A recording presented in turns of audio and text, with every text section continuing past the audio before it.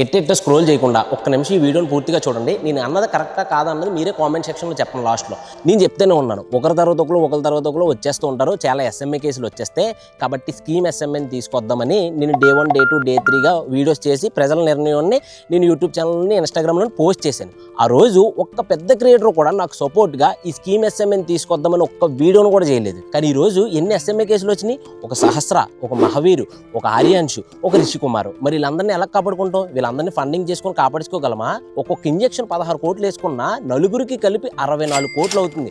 64 కోట్లు మనం ఫండింగ్ తీసుకొచ్చి కాపాడుకోగలమా? అది ఈ స్కీమ్ ఎస్ఎం వస్తే ఆ నలుగురే కాదు, ఇంకొక 400 మంది వచ్చినా కూడా బతికించచ్చు. ఎందుకంటే ఈ స్కీమ్ గవర్నమెంట్ హ్యాండిల్ చేస్తుంది. కాబట్టి నేను ఏం చెప్తున్నానంటే, పెద్ద క్రియేటర్ సపోర్ట్ ఉన్నా లేకపోయినా, ఎవరు వీడియోస్ చేసినా చెయ్యకపోయినా ఈ స్కీమ్ తీసుకురమ్మని గవర్నమెంట్ని నేను రిక్వెస్ట్ చేస్తూనే ఉంటాను, వీడియోస్ పెడతానే ఉంటాను. ఎందుకంటే పిల్లల ప్రాణాలు ముఖ్యం. మన వెనకాల ఎంతమంది ఉన్నారన్నది ముఖ్యం కాదు. మనం గట్టిగా ప్రశ్నించకపోతే నీ వెనకాల 1,00,000 మంది ఉన్నా 1,000 మంది ఉన్నా కూడా అది వేస్టే.